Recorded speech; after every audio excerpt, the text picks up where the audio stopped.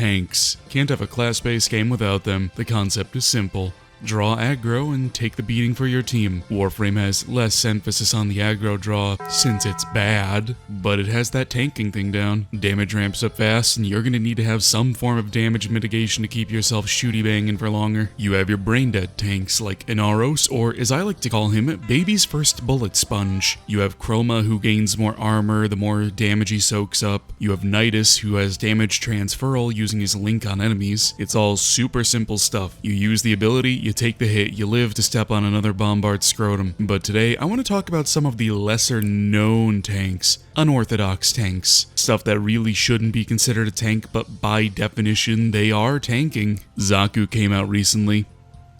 They're okay. For the longest time, Zephyr's held on to the title of world's okayest Warframe, but Zaku here might have stolen their thunder. But despite all of that, Zaku has a few tricks up their sleeve. Give me one meal, one, give me more. Give me one meal, one, give me give me one meal, one, give me more. Ain't nothing like more, baby.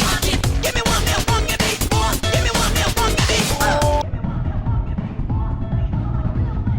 The vast untime, Zaku gets spooky and rips off their skin. This makes enemies hit by shrapnel susceptible to void damage, increases their movement speed, freezes all of their duration timers, but most importantly, gives you passive evasion. 75% ain't enough though. We can go further. This is when we tack on the recently released Karnus mods to him. With a full set, heavy attacks grant increased evasion up to 30%. Outside of the stray bombard rocket, napalm patch, or butcher not practicing social distancing, you're pretty much untouchable as long as you keep heavy attacking. I found use for Mace's shooting gallery by putting it on Zaku rather than using his dogshit first ability, and this keeps your Achilles heel melee units just out of range. Is there a cuter motherfucker than Nova? She's always been a crowd favorite for her versatility. Slova, Gova, Blova.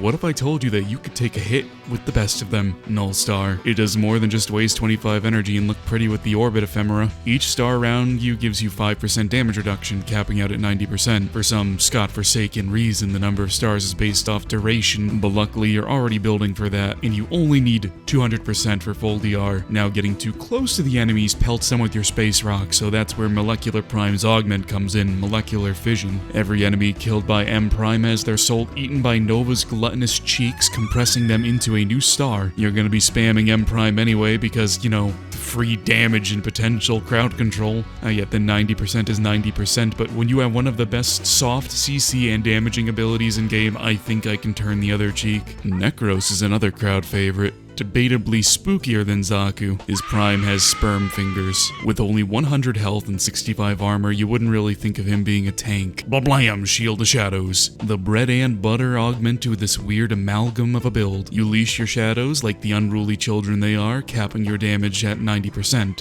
Despoil uses your health as energy to pillage dead bodies for extra loot and the additional health orbs. The health orbs feed into your health conversion, giving you plus 50 armor with each pickup. Those orbs will feed into equilibrium, giving you more energy to refresh your shadows. You getting all of this? Basically a never-ending cycle of health and energy for your Jack Skellington. Do not sleep on brief respite. This mod alone has forced me to aura form a pretty much every frame I use in Steel Path, namely Korra. I just simultaneously whipped and Nene! This bitch is already one of the strongest DPS frames in game. When casting an ability, you get a portion of your energy usage put into your shields. With the recently added shield gating, you can see how this would be incredibly useful. Now I get that with the time period that you have in shield gating is kind of low, Rolling Guard comes in, you get even more invulnerability. Comboing these two can make any caster at least 69% survivable. Sometimes being a tank is more than just pressing a single button and sitting on the objective. Sometimes you gotta get a little weird. May it be evasion tanking or orb cycling, in the end, it's all gonna be nerfed.